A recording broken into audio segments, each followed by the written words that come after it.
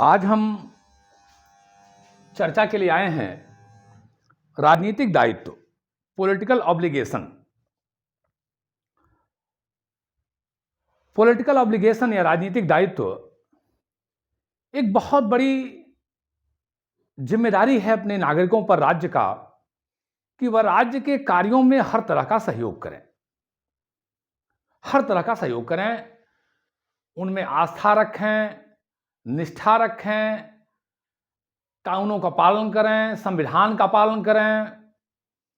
जो भी जिम्मेदारियां राज्य उन्हें प्रदान करे उसे सहर्ष उठाएं। राज्य के कार्य और रूपरेखा को लेकर हमेशा सकारात्मक बना रहें। समय से अपने करों का भुगतान करें, नियमों का पालन करें, संविधान का पालन करें, संप्रभुता का पालन करें, उसके प्राधिकार को स्वीकार करें। अपने जो कर्तव्य हैं, रक्षा सुरक्षा, अगर जरूरत पड़ी राज्य के लिए अपने हितों को बलिदान करने के लिए तो उसके लिए तैयार रहें, क्योंकि संकट काल में एक नागरिक राज्य के लिए बहुत कुछ अपना अर्पित कर दे, ऐसा अवसर आता है। यह राज्य की रक्षा सुरक्षा के लिए आवश्यक होता है। एक राजनीतिक दायित्व यह भी बहुत बड़ा है कि संकट काल में नागरिक अपना सब कुछ छोड़ के राज्य की सुरक्षा के लिए लग जाएं, अपना सब कुछ समर्पित कर दें, तो राज्य के प्रति हर तरह के अपने कर्तव्यों का पालन, हर तरह के अपने दायित्वों का पालन राजनीतिक दायित्व का बोध कराता है। तो राजनीतिक दायित्व का जो पहला चीज है कि राज्य की संप्रभुता, राज्य के कानूनों का पालन, राज्य के कानूनों का पालन, संविधान का पालन प्रत्येक नागरिक का कर्तव्य है। वह उसका राजनीतिक दायित्व है कि वह राज्य के कानूनों का पालन करे। जो राज्य कानून बना रहा है, मैंने पिछले वीडियो में स्पष्ट भी किया है कि राज्य की विचारधारा सरकार के माध्यम से सामने आती है। तो सरकार जो कानून बना रही है उसका पालन करे, उसमें अपनी आस्था रखे, निष्ठा रखे, पूरा भरपूर अपनी पूरी क्षमता के अनुसार सहयोग दे, संविधान का पालन करे, क्योंकि संविधान की व्यवस्था पे ही सारी व्यवस्था संचालित होती है। और संविधान किसी भी राज्य का सर्वोच्च कानून होता है, supreme law of the land. Constitution supreme law of the land होता है, सर्वोच्च कानून होता है। उस सर्वोच्च कानून का सम्मान करे, पालन करे, अपनी आस्था और निष्ठा रखे, ये राजनीतिक दायित्व के लिए बहुत ही आवश्यक है। दूसरा, राज्य की संप्रभुता का सम्मान करे, राज्य की संप्रभुता का सम्मान करे, संप्रभुता का सम्मान, उसमें अपनी आस्था निष्ठा रखे, राज्य के प्रति उसकी संप्रभुता का सम्मान करे। संप्रभुता मैंने चर्चा में बताया है और फिर बता दे रहा हूं कि किसी राज्य का सर्वोच्च शक्ति है, सुप्रीम पावर, जो किसी अन्य संगठन से अलग कर देती है राज्य को। राज्य में बहुत सारे संगठन हैं, बहुत सारे संस्थाएं हैं, बहुत सारे व्यक्ति हैं, लेकिन सब में सर्वोच्च होता है राज्य, इस नाते क्योंकि उसके पास संप्रभुता होती है, संप्रभुता, सॉवरेंटी, सुप्रीम पावर। तो राज्य के पास सुप्रीम पावर होता है, संप्रभुता होती है, बिना उसके राज्य हो ही नहीं सकता है। तो उस संप्रभुता का सम्मान करे, स्वामी भक्ति रखे, राज्य के प्रति स्वामी भक्ति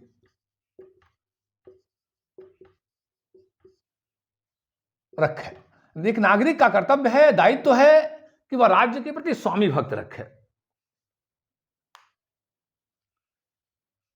उसके प्रति नतमस्तक रहे, उसके अपने प्रति पूरी आस्था रखे, पूरी निष्ठा रखे, अपनी संप्रभुता के प्रति पूरी तरह समर्पित रहे, और इसी के साथ साथ वह करों का भुगतान करे, क्योंकि जो राज्य विभिन्न कार्य करता है वो कार्य करों के माध्यम से करता है। अगर कर कहां से जाएंगे तो राज्य के माध्यम से जाएंगे। राज्य की रक्षा सुरक्षा सारी, आजकल तो लोग कल्याणकारी राज्य का जो स्वरूप है उसमें बहुत सारे धन की आवश्यकता है, और उस धन आता है जनता से, तो अपने समय से अपने करों का भुगतान करें। यह भी बहुत बड़ा दायित्व है, क्योंकि धन अगर नहीं होगा तो राज्य अपने दायित्वों का ठीक से निर्वहन नहीं कर पाएगा और एक बड़ी समस्या पैदा होगी। तो अपने करों का, जो उनके ऊपर राज्य द्वारा निर्धारित कर हो, उसका भुगतान करें। राज्य की सुरक्षा में सहयोग करें। राज्य की सुरक्षा में सहयोग। राज्य नागरिकों के लिए हर तरह की सुरक्षा की व्यवस्था करता है। वह बाह्य सुरक्षा, बाह्य शत्रुओं से रक्षा करता है। आंतरिक सुरक्षा, बाह्य सुरक्षा में तो नागरिकों की आवश्यकता पड़ती ही पड़ती है, क्योंकि जो सीमावर्ती क्षेत्र होते हैं वहां के लोग अपने राज्य के प्रति जितनी स्वामी भक्ति, जितनी भी निष्ठा, जितनी आस्था रखेंगे, उतना ही सीमावर्ती क्षेत्रों की सुरक्षा मजबूत होगी। मैं एक सीमावर्ती क्षेत्र का हूं, मैं देखा हूं अपनी आंखों से कि वहां लोग अपने देश के प्रति बहुत बड़ी संख्या में अपने देश के कानूनों नियमों का सुरक्षा के साथ खिलवाड़ करते हैं। तो कहां तक सेना को भी तो लोगों का सहयोग चाहिए, और सेना भी तो लोगों के बीच से ही जाती है। और जो सैनिक हैं, अगर वहां के सिविलियंस, आम नागरिक सहयोग ना करें तो उन्हें सुरक्षा करने में बहुत दिक्कत होगी। तो ये जो बाहर की सुरक्षा और अंदर की सुरक्षा में तो बहुत बड़ा योगदान है, और भी बड़ा योगदान बढ़ जाता है। बाहर में कम से कम बॉर्डर दिख रहा है, हमारे सैनिक आमने सामने युद्ध कर सकते हैं, लेकिन जो आंतरिक सुरक्षा है उसमें नागरिकों का सहयोग बहुत आवश्यक है। नागरिक गलत लोगों को चिन्हित करें, सरकार का सहयोग करें, प्रशासन की मदद करें, और प्रशासन भी को चाहिए कि नागरिक के साथ अच्छा तालमेल बैठाए, अच्छे नागरिकों को प्रोत्साहित करे, जैसा कि हमारे यहां नहीं हो पाता है। उल्टे अगर कोई बता दिया मेरे जैसा आदमी के साथ, ये थोड़ा आदमी संदिग्ध है, पहले उसी को लेकर के लाठी मारो, 50 डंडा हाथ पैर तोड़ के रख दो, 20 धारा लगा दो कि गलती इसी की है। तो ये भी ठीक नहीं है। खैर, वो अलग का विषय है। तो नागरिक का दायित्व है कि वो आंतरिक और बाह्य सुरक्षा में पूरा सहयोग करे राज्य के साथ, सरकार के साथ, और बिना नागरिक के इस दायित्व के पूर्ति के कोई भी राज्य ठीक ढंग से अपनी रक्षा सुरक्षा नहीं कर सकता है। तो ये राज्य की सुरक्षा में सहयोग करें, राज्य के प्रति हर तरह का सहयोग प्रदान करें। ये नागरिक का दायित्व है कि चाहे वो आर्थिक हो, मानसिक हो, हर तरह का सहयोग, शारीरिक हो, हर तरह का सहयोग, जैसा भी सहयोग की जरूरत पड़े वह राज्य के प्रति दे। राज्य के प्रति हर तरह का सहयोग प्रदान करें, जैसा भी जरूरत पड़े। यह सहयोग जितना बढ़िया होगा उतना ही एक राज्य बढ़िया करेगा। उसकी सफलता अपने नागरिकों पर निर्भर है। अगर राज्य एक तंबू है तो लगे हुए नागरिक उसमें एक चोप की तरह हैं। अगर जितना ही मजबूत रहेंगे तंबू मजबूत रहेगा। तो ये दायित्व है नागरिकों का कि हर तरह से राज्य की कार्य में, व्यवस्था में, उपलब्धता में, गरिमा में, शिष्टता में, विशिष्टता में अपना सहयोग करें। तभी राज्य का गौरव होगा, सफलता होगी, सुरक्षा होगी, व्यवस्था होगी। अगर हम नागरिक आम दायित्व का अपने पालन आम नागरिक नहीं करेगा तो फिर एक राज्य अपने सफल रूप में अपनी बहुत लंबी यात्रा नहीं कर पाएगा। मैं बार बार इस चीज को कहता हूं कि कोई राज्य का निर्माण वहां के नागरिकों से होता है। राज्य चट्टानों से, पौधों से, पेड़ों से नहीं बनता है। उसकी सफलता उससे निर्भर नहीं है। और आज के समय तो ये बहुत आवश्यक हो गया है। आज को तो कभी वो दौर खत्म हो गया कि जब जनसंख्या बड़ी होगी तो हम बड़े राज्य होंगे, प्राकृतिक संसाधन होगा तो हम सफल राज्य होंगे,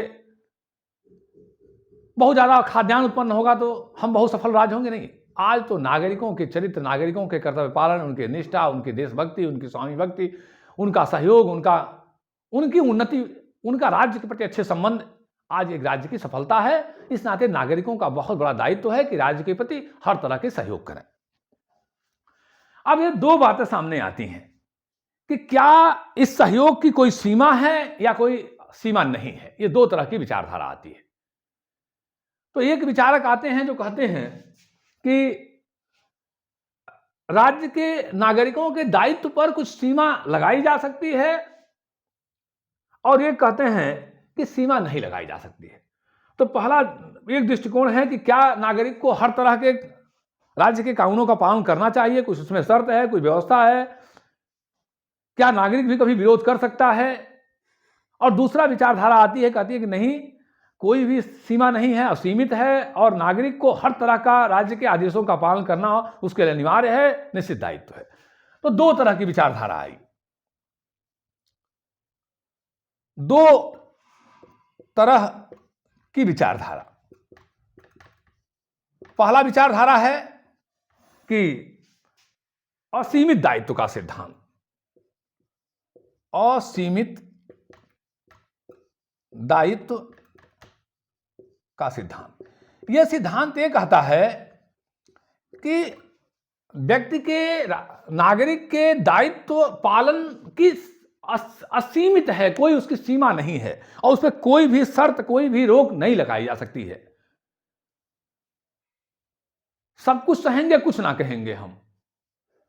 इस गाना बड़ा बढ़िया यहां बैठता है कि नागरिक सब कुछ सहेगा लेकिन कुछ कहेगा नहीं, राज्य के प्रति पूरी तरह से समर्पित होगा। यह विचारधारा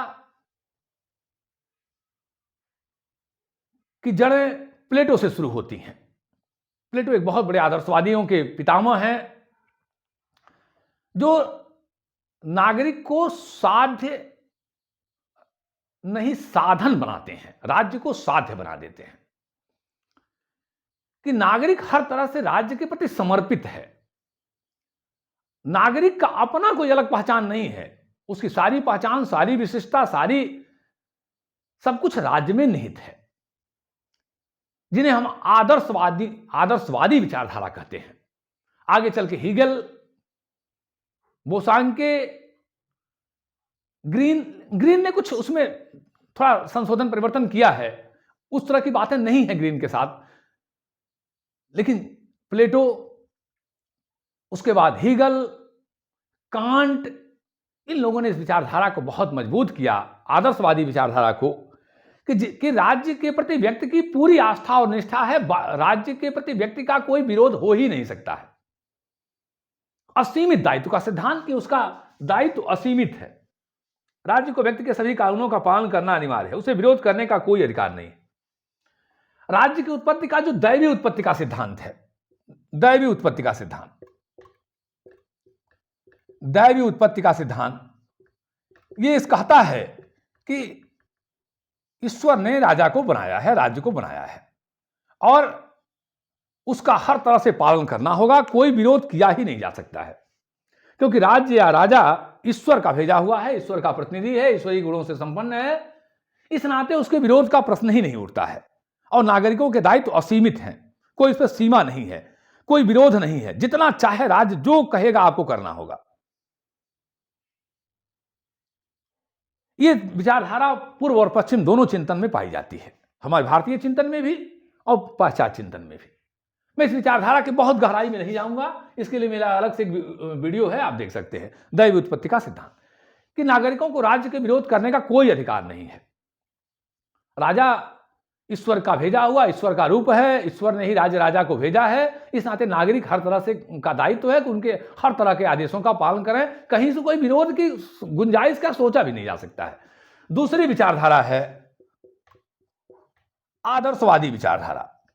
आदर्शवादी विचारधारा जिसके पितामह हैं प्लेटो, प्लेटो से शुरू हुआ, हीगल, कांट, इमैनुएल कांट, हम संक्षेप में कह रहे हैं कांट, जर्मनी के थिंकर हैं। इन लोगों का मानना है कि राज्य व्यक्ति के लिए सुप्रीम है, जो कुछ कहे राज्य सब कुछ सही है, ठीक है, और व्यक्ति को उसका विरोध करने का कोई अधिकार नहीं है, बल्कि राज्य की कानूनों का पालन करने में ही व्यक्ति की स्वतंत्रता, व्यक्ति की भलाई, व्यक्ति का हित, व्यक्ति का कल्याण, व्यक्ति का जीवन सब कुछ राज्य में ही समाहित है। तो प्लेटो, हीगल, कांट, ये सभी लोगों का मानना है, इमैनुएल कांट जर्मन थिंकर हैं, जिनका मानना है कि जो भी आदर्शवादी विचारधारा है, विचारक हैं, वो मानते हैं कि राज्य ही सब कुछ है और व्यक्ति का जो राजनीतिक दायित्व है वो पूरा, उस पर कोई प्रतिबंध, कोई काट छांट हो ही नहीं सकती है, कोई इस पर रोक नहीं लगाई जा सकती है। इसी के साथ साथ जो सर्वाधिकारवादी हैं, सर्वाधिकारवादी विचारधारा कि राज्य ही सब कुछ है, राज्य ही सब कुछ है, राज्य ही सब कुछ है, इनका मानना है कि राज्य के विरुद्ध की कोई चीज सोची भी नहीं जा सकती, करना तो बहुत दूर है, सोचना भी मना है। अब सर्वाधिकारवादी विचारधारा में जो है नाजीवादी सरकार आई, हिटलर आया, जनवरी 1933 में मुसोलिनी आया, मुसोलिनी फांसीवाद लेकर के, फांसीवादी सरकार, फांसीवादी विचारधारा, फांसीवादी विचारधारा, फांसीवादी सरकार, फांसीवाद, इनका भी मानना है कि राज्य के दायित्व असीमित हैं और राज्य के कानूनों का पालन करना नागरिकों का परम कर्तव्य है, धर्म है, कोई भी विरोध करने का अधिकार नहीं है। हिटलर नाजीवादी सरकार को लेकर आया जर्मनी में जनवरी 1933 में और मुसोलिनी आया अक्टूबर 1924 में इटली में। ये जर्मनी में आए, ये इटली में आए, ये जनवरी 1933 में आए, ये अक्टूबर 1924 में आए। इनका यह मानना है, ये इटली में आए, जर्मनी में आए, कि नागरिक को राज्य के विरोध करने का कोई अधिकार नहीं है। मुसोलिनी तो यहां तक कहा कि राज्य सब कुछ राज्य के अंदर, राज्य के बाहर नहीं। मुसोलिनी का मानना था कि सब कुछ राज्य के अंदर है, सब कुछ राज्य के अंदर, न राज्य से बाहर कुछ, न राज्य के विरुद्ध कुछ, सब कुछ राज्य, न राज्य के, सब कुछ राज्य के अंदर, न राज्य के बाहर कुछ, न राज्य के विरुद्ध कुछ, कुछ नहीं है, लिख दीजिए और अच्छा लगेगा, नहीं है, राज्य के विरुद्ध कुछ नहीं है। यह मुसोलिनी का मानना था। मुसोलिनी कहा करता था कि मुसोलिनी सदैव सही होता है, वो गलती कर ही नहीं सकता। मैं एक फिल्म देख रहा था, तहलका, बहुत पहले की बात है, अपने मित्र, हाँ, वहां भी एक अमरीश पुरी खलनायक है, कहते हैं डांग कभी डांग नहीं होता, मुझे याद आ गई, मैं कहा थोड़ा चर्चा कर दूं। तो मुसोलिनी कहा था कि मुसोलिनी सदैव सही होता है, वो कभी गलत नहीं कर सकता है, उसकी आंख मूंद के आदेशों का पालन करें। ये विचारधारा इस सिद्धांत पे है कि नागरिकों का राज्य के प्रति अब चाहे असीमित दायित्व है, हर तरह से उसके कानूनों का पालन करना है। इसी तरह की विचारधारा चीन में भी है। तो चीन की साम्यवादी सरकार है, एक दलीय सरकार है, उसका भी यही है कि नागरिक को विरोध करने का अधिकार नहीं है। संविधान में खूब लंबा लंबा चीन वालों ने लिख दिया है, बेवकूफ बनाते हैं पूरी दुनिया को। हर तरह का विरोध करने का अधिकार है, छोटे मोटे किसी अधिकारी का विरोध कर दीजिए, बड़े का कीजिएगा तो कब लाश गायब हो जाए पता नहीं चलेगा। उत्तर कोरिया जैसा देश, क्या मजाल है किसी का वहां के शासक के विरुद्ध एक शब्द भी कहीं, अरे अगर वो मुस्कुरा रहा है, मुस्कुराए नहीं तो फिर गर्दन कलम हो जाती है। उसके मुस्कुराने के साथ मुस्कुराना है, उसके खामोशी के साथ खामोश रहना है, उसके अनुसार कपड़े पहनने हैं, उसके अनुसार चलने हैं, हेयर स्टाइल करने हैं, ताली बजाने हैं, सब कुछ। वो कहे तो रोना है, चाहे भले विक्स लगा के रोइए आंख में। तो ऐसी सरकार, ऐसी जो व्यवस्था है, उनका यह मानना है कि जो राजनीतिक दायित्व हैं वो असीमित हैं और नागरिकों को राज्य के प्रति विरोध विद्रोह करने का कोई अधिकार नहीं है, सहयोग करने का कोई अधिकार नहीं है। अब दूसरी विचारधारा है, वो है सीमित दायित्व का सिद्धांत। सीमित दायित्व का सिद्धांत, यह विचारधारा का बहुत पुराना सिद्धांत है, लेकिन मुख्य रूप से यह आया सामाजिक समझौता सिद्धांत में। सामाजिक समझौता सिद्धांत में इस विचारधारा को ज्यादा बल मिला कि नागरिक अपने दायित्व का पालन करेंगे, राजनीतिक दायित्व का पालन करेंगे, लेकिन अगर ऐसी स्थिति बनती है कि शासन सत्ता उनके विरुद्ध है तो उसका विरोध भी कर सकते हैं। सिर्फ उन्हीं कानूनों का पालन करेंगे जो उनकी रक्षा सुरक्षा करने में ठीक होगा। और इसमें एक नाम आता है लॉक का, जॉन लॉक। जॉन लॉक ने कहा कि सरकार सहमति पर आधारित है, सहमति पर। और यदि सरकार ऐसा कुछ काम करती है जो नागरिकों के हितों के विरुद्ध है, नागरिकों की रक्षा सुरक्षा के विरुद्ध है, तो नागरिक उसकी अवहेलना कर सकते हैं, उसका विरोध कर सकते हैं। वह राजनीतिक दायित्व को निभाने के लिए नागरिक मजबूर नहीं है।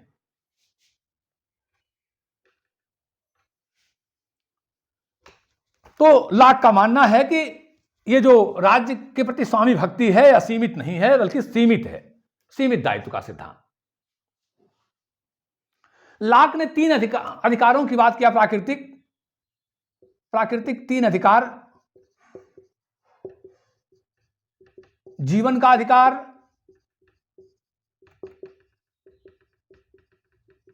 स्वतंत्रता का अधिकार, संपत्ति का अधिकार। संपत्ति का अधिकार कहा कि ये 3 अधिकार नागरिकों को प्राकृतिक अवस्था में भी प्राप्त थे और राज्य बनने के बाद शासन सत्ता का यह परम कर्तव्य है, राज्य का यह परम दायित्व है कि इन अधिकारों की रक्षा करे। यदि इन अधिकारों की रक्षा राज्य नहीं कर पाता है तो नागरिक को राज्य का पूरा विरोध करने का अधिकार है। नागरिक को राज्य का पूरा विरोध करने का अधिकार है। इसी तरह से एक विचारक हैं हाब्स। हाब्स को असीमित संप्रभुता का समर्थक माना जाता है, लेकिन हाब्स में बहुत बड़ी विचारधारा व्यक्तिवाद की है। हाब्स का मानना है कि कोई भी नागरिक राज्य का विरोध कर सकता है इस आधार पे आत्मरक्षा का अधिकार। आत्मरक्षा का अधिकार, कोई भी नागरिक अपने आत्मरक्षा के अधिकार के आधार पर राज्य का विरोध कर सकता है। यदि राजा नागरिक के मूलभूत अति आवश्यक वस्तुओं को छीन ले, जहर पीने के लिए कहे, अंग तोड़फोड़ करने के लिए कहे, आत्महत्या करने के लिए कहे, जीवन के अति आवश्यक वस्तुओं से वंचित करे, तो नागरिक का यह परम कर्तव्य है, नागरिक का यह दायित्व है, उस राज्य के लोगों का दायित्व है कि वह राज्य के विरुद्ध, राजा के विरुद्ध, कानून के विरुद्ध अपनी आवाज बुलंद करे, उनका विरोध करे।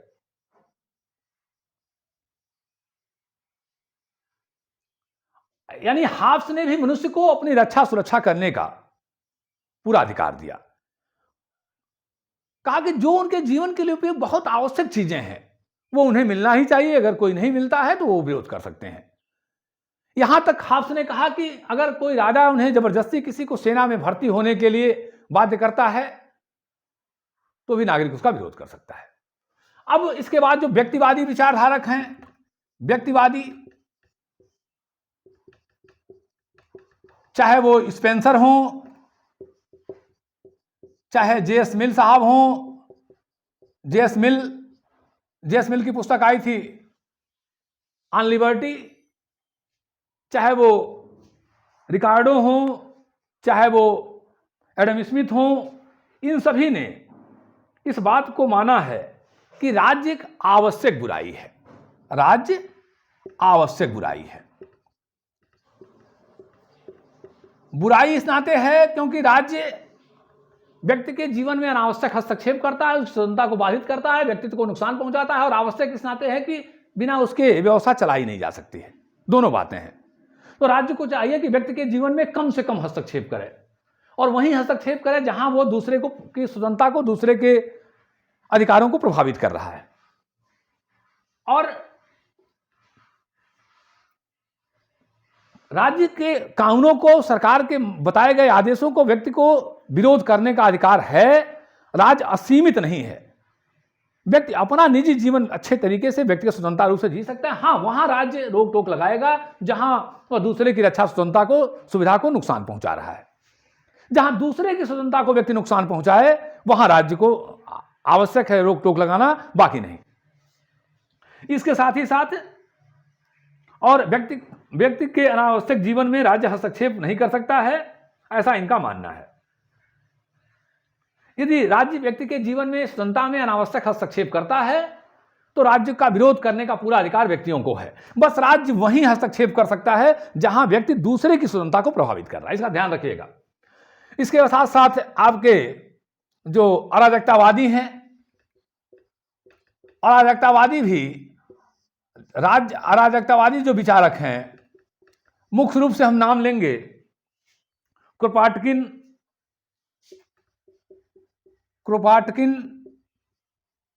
बाकुनिन, प्रोधा,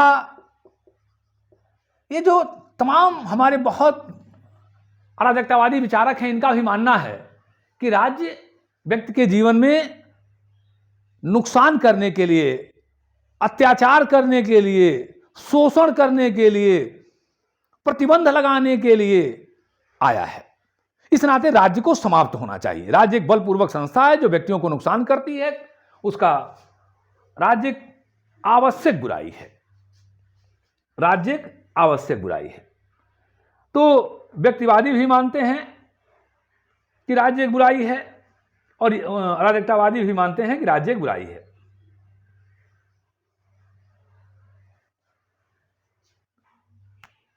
तो अराजकतावादी मानते हैं कि अनावश्यक बुराई है, अनावश्यक बुराई, राज्य अनावश्यक है, इसका कोई काम नहीं है। व्यक्तिवादियों ने कहा कि आवश्यक है, बुरा इस नाते है कि वह व्यक्ति की स्वतंत्रता को नुकसान पहुंचाता है, और अराजकतावादियों ने कहा कि एकदम अनावश्यक है, कोई मतलब नहीं है इसका, इसको समाप्त कर देना चाहिए। एक अनावश्यक है, अनावश्यक बुराई है, इसे समाप्त कर देना चाहिए। गांधी जी भी अराजकतावादी हैं और राज्य के हस्तक्षेप को अति से अति सीमित कर देना चाहते हैं, लेकिन क्रोपाटकिन, बाकुनिन, प्रोधा जैसे लोग एकदम समाप्त कर देना चाहते हैं। पर दोनों में अंतर एकदम है कि गांधी जी सीमित मात्रा में राज्य को स्वीकार करते हैं, और लेकिन वो भी मानते हैं कि राज्य ठीक नहीं है। गांधी जी का भी मानना कि राज्य ठीक नहीं, उसका हस्तक्षेप न्यूनतम होना चाहिए। बस अंतर यह है कि क्रोपाटकिन और बाकुनिन और प्रोधा जैसे लोग एकदम राज्य को समाप्त कर देना चाहते हैं, और गांधी जी उसको अति न्यूनतम कर देना चाहते हैं। बस दोनों में अंतर यह है। तो अंत में निष्कर्ष यह है